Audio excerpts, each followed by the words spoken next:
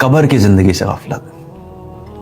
ہم میں سے اکثر لوگ جو ہیں وہ قبر کی زندگی کے بارے میں بہت سارے لوگ، ایک تو یہ ہے کہ ایک الگ ڈسکشن ہے کہ بہت سے لوگ کہتے ہیں قبر کی زندگی کوئی چیز ہوتی ہی نہیں، لیکن جب آپ احادیث کا مطالعہ کرتے ہیں تو آپ کو پتہ لگتا ہے کہ قبر سے متعلق اتنی ڈیٹیل میں رسول اللہ صلی اللہ علیہ وسلم نے احکامات بتائے، اور کہ اگر انسان ان کو ذرا غور کرے تو انسان کو واقعی احساس ہوتا ہے کہ یہ ایسی سٹیج ہے کہ اگر اس کے بارے میں نے تیاری نہیں کی تو میں تو مارا جاؤں گا.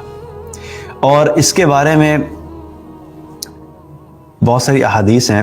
عثمان رضی اللہ عنہ سے ایک روایت ہے کہ انہوں نے فرمایا کہ میں نے رسول اللہ صلی اللہ علیہ وسلم کو یہ فرماتے ہوئے سنا کہ آپ صلی اللہ علیہ وسلم نے فرمایا کہ میں نے کوئی خطرناک منظر نہیں دیکھا مگر قبر کا منظر سب سے زیادہ خوفناک ہے.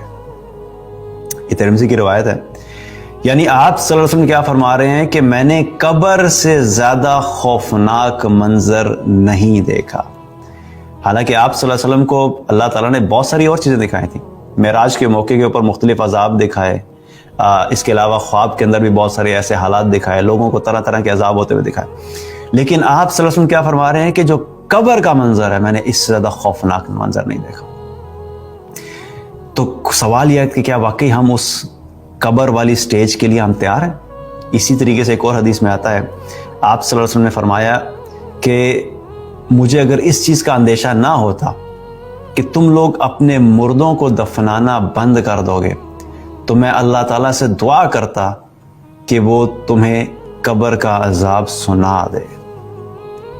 یعنی قبر کا جو عذاب ہے وہ اتنا شدید ہے، اتنا خوفناک ہے کہ جس کو وہ عذاب ہو رہا ہوتا ہے اور اس عذاب کی وجہ سے مردے کی جو چیخ و پکار ہوتی ہے وہ اتنی دل دہلا دینے والی ہوتی ہے کہ آپ صلی اللہ علیہ وسلم نے کیا فرمایا کہ اگر مجھے اس چیز کا ڈر نہ ہوتا کہ تم اپنے مردوں کو دفنانا بند کر دو گے تو میں اللہ سے دعا کرتا کہ وہ آوازیں تمہیں سنوا دے.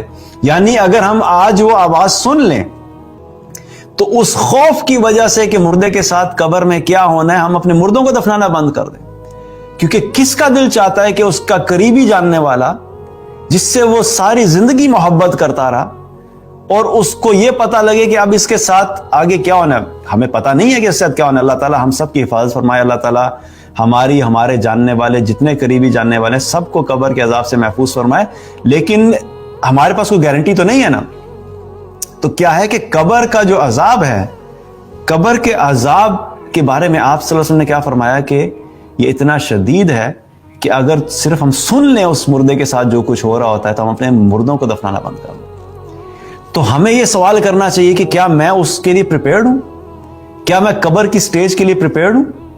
کیا جب قبر میں مجھے ڈالا جائے گا اور قبر میں ڈالنے کے بعد جب منکر نکیر میرے پاس آئیں گے تو کیا میں ان کا سامنا کر سکوں گا؟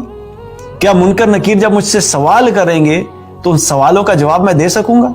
کیا کبھی میں نے بیٹھ کے اللہ سبحانہ تعالیٰ سے سنسیئرلی اور ڈر سے اور خوف سے یہ دعا مانگی کہ یا اللہ قبر کی زندگی میں ثابت قدم رکھنا، یا اللہ قبر کی زندگی میں مجھے استقامت عطا فرمانا، یا اللہ قبر کی زندگی میں جب مجھ سے سوال کیے جائیں تو تم میری مدد کرنا ان کا صحیح جواب دینے میں؟